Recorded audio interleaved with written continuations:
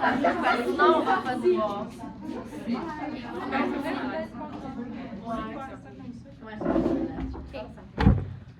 Bon, ben pour commencer, moi je vais vous parler du lac des Nations.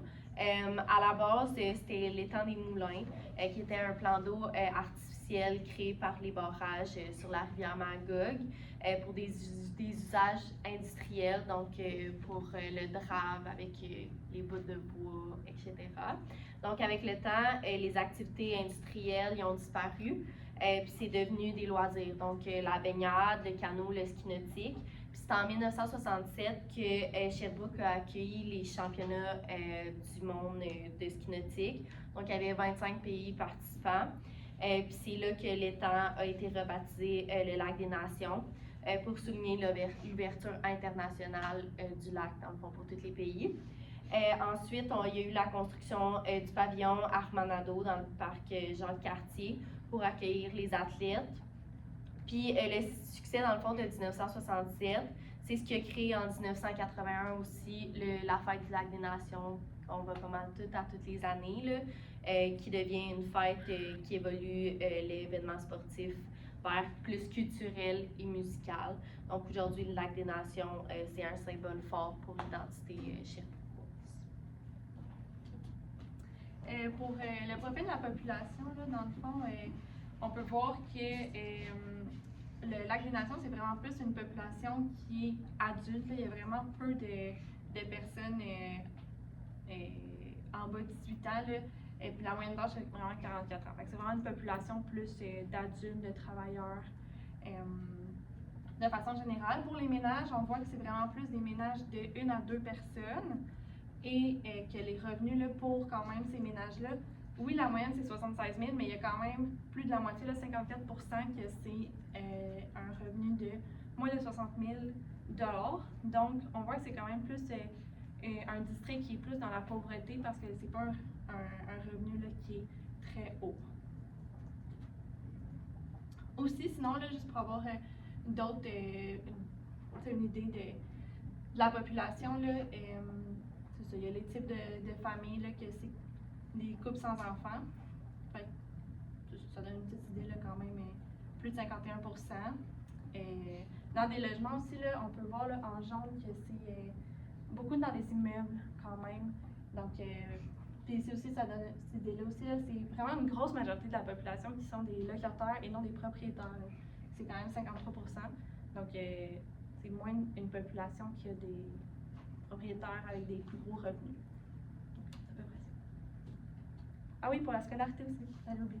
Il y a quand même 34% des gens qui ont une scolarité universitaire, c'est quand même bon. C'est quand même, c'est moins des étudiants comme on a vu, mais il y a quand même 34% qui ont un diplôme universitaire. Aussi, selon nos recherches, ça a été un petit peu difficile de trouver c'était quoi les différentes écoles dans le district, mais on a vu qu'il y a quand même qu'il y a l'air d'avoir seulement une école primaire et 2 écoles secondaires, dont une école privée et une école publique. Il y a seulement secondaire 1 et 2. Fait que, c'est ça, il y a quand même public et privé. Pour l'état de l'environnement, ben dans le fond, il y a des bénévoles qui font souvent du nettoyage pour entretenir l'environnement. Par exemple, au lac des Nations, il y a souvent des bénévoles qui se promènent après. Ensuite, la densité de la population, mais il y a 77 342 habitants en 2025 dans ce district-là. Puis sinon, il y a plusieurs espaces verts. Pour continuer sur les espaces verts et les loisirs, vous connaissez sûrement, il y a 2 parcs principaux proches du lac des Nations, soit le parc du domaine Howard, où on retrouve une patinoire l'hiver. C'est un lieu de rassemblement aussi, les gens vont pique-niquer, vont jouer à des jeux, tout ça. Et on a aussi le parc Jean-Cartier, qui est lui qu'on voit ici là, avec le lac des Nations, là, la promenade autour. Il y en a qui vont faire du vélo, il y en a qui vont aussi courir, des clubs de coureurs et tout ça. Fait que c'est ça, il y a beaucoup de loisirs.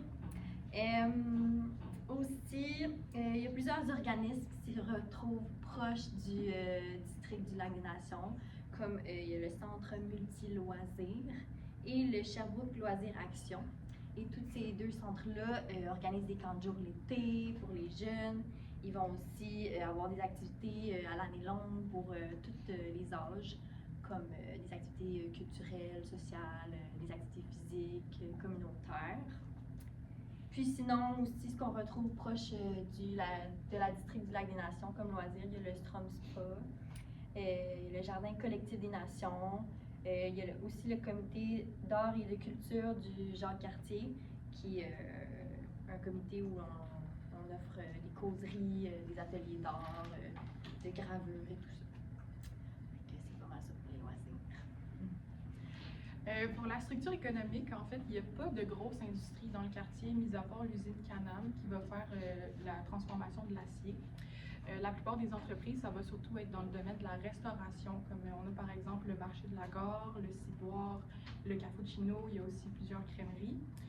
Donc, comme vous pouvez voir, la plupart des emplois qui sont offerts dans ce quartier-là, ça ne nécessite pas nécessairement de diplôme ou d'études en particulier. Donc, c'est vraiment pour tout le monde, pour les gens qui n'ont pas beaucoup d'études, en fait.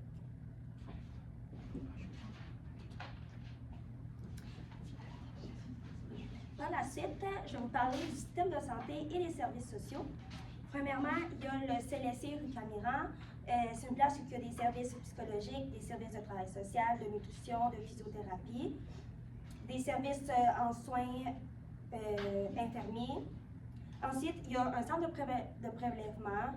Il y a un centre intégré universitaire de santé et de services sociaux. Il y a une clinique de santé Jacques-Cartier. Dans cette clinique-là, il y a des médecins de famille, des médecins qui font partie du GMF, médecins spécialisés, dermatologues, également des soins de service infirmiers, travailleurs sociaux, des psychologues, pharmaciens, orthophonistes. Aussi un peu plus la communautaire, il y a le centre de rédaction pour les jeunes mères en difficulté d'adaptation. C'est un peu un centre pour l'hébergement pour ces femmes, un peu en compagnie pour les soins physiques et affectifs à l'enfant, développement de l'autonomie, puis aussi de l'accompagnement pour les besoins parentaux, le soutien. Par la suite, il y a aussi des pistages pour les ITSS, ça s'appelle Prélib. Et il y a le GMF des Grandes Fourches, puis une clinique de physiothérapie. Maintenant, je vais un peu parler plus de la santé dans ce secteur-là, de ce district-là. Il y a 77 342 habitants.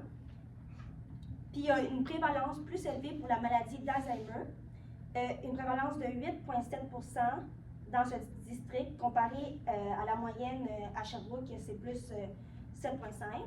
Et au Québec, 6,8. Il y a aussi une communauté plus âgée, donc des problèmes neurocognitifs chez les personnes de 65 ans et plus, ainsi qu'un taux d'hospitalisation plus important et aussi d'isolement. Bon, ben. Pour le côté juridique, c'est quand même un aspect positif de ce quartier-là.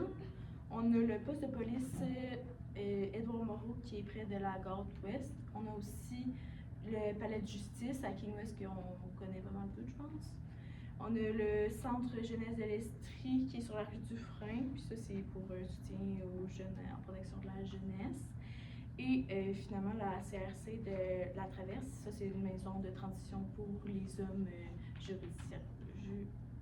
judiciarisés. Et voilà. Parfait. Fait que moi, je vais parler du système politique.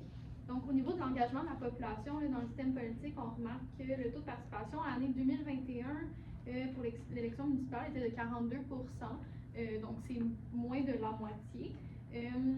Puis, le conseiller municipal du district du Lac des Nations, pour le moment, c'est, là, je vais vraiment bugger son nom, là, je suis désolée, mais Thérèse qui bonge.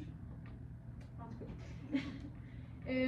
Puis, il y a eu quand même un gros pourcentage des votes qui lui ont été donnés, là, fait que c'est un total de 52 puis on voit là qu'il priorise beaucoup les enjeux sociaux pour améliorer les conditions de vie là, dans le milieu, là, dans la communauté. Fait qu'on va mobiliser la force citoyenne, économique et environnementale, fait qu'ils travaillent vraiment avec la communauté pour trouver des solutions. Donc, il est à l'écoute des besoins des individus, puis il aspire aussi à une communauté qui est plus verte, donc avoir des espaces verts et plus accessibles et dynamiques. Donc, on voit justement, là, il va se concentrer sur l'accélération de la construction des logements, qui soient accessibles aussi pour tous, donc même si les budgets vont être différents selon les strates sociales. On voit aussi qu'il va protéger les espaces verts, donc avoir des parcs où les gens peuvent s'occuper de leurs loisirs à proximité, la protection des cours d'eau. Il veut aussi stimuler l'économie locale. C'est ça, donc, mais là, tu sais, le 2 novembre, il s'en va. Il va se retirer. Puis là, on a 3 candidats qui se présentent. Donc, il y a Jessica Wilson, Julien Fontaine-Binette et Catherine Godbout. Puis on voit là, qu'ils ont des valeurs similaires. Là, puis ils vont aussi là, essayer de prioriser l'environnement, de diminuer l'itinérance ou de au moins les aider dans leur situation. Donc, ouais, c'est ça. Donc, les enjeux dans ce district-là, en fait, comme on l'a dit, la plupart des personnes vont vivre une situation de précarité financière, donc il y a beaucoup de pauvreté. Sinon, il peut aussi avoir une espèce de clash entre les classes sociales parce qu'il y a beaucoup de touristes qui vont aller en centre-ville, proche du lac des Nations, se promener, mais il va y avoir beaucoup d'itinérance, il y a des étudiants, fait qu'il y a vraiment un mix de personnes avec des différentes classes économiques. Puis pour les forces, puis ben, dans le fond, les forces, c'est vraiment c'est les organismes communautaires. Donc, vu que c'est un endroit dans la ville où est-ce qu'il y a beaucoup de pauvreté, il va y avoir plusieurs organismes qui vont être mis en place, comme le partage Saint-François, où est-ce que là, c'est vraiment une clientèle itinérante. Donc, il y a de la réinsertion sociale, il y a du bénévolat, il y a des dortoirs aussi où est-ce qu'ils peuvent dormir. Il y a Estrial, où est-ce que c'est une friperie, donc c'est vraiment pas cher, ça leur permet d'aller chercher du linge abordable. Puis il y a aussi l'accordé, il y en a vraiment beaucoup au centre-ville, donc plus qu'il y a de demande, plus qu'il va en avoir. Donc l'accordé, par exemple, c'est vraiment plus centré sur l'entraide avec des enjeux de santé mentale. Donc,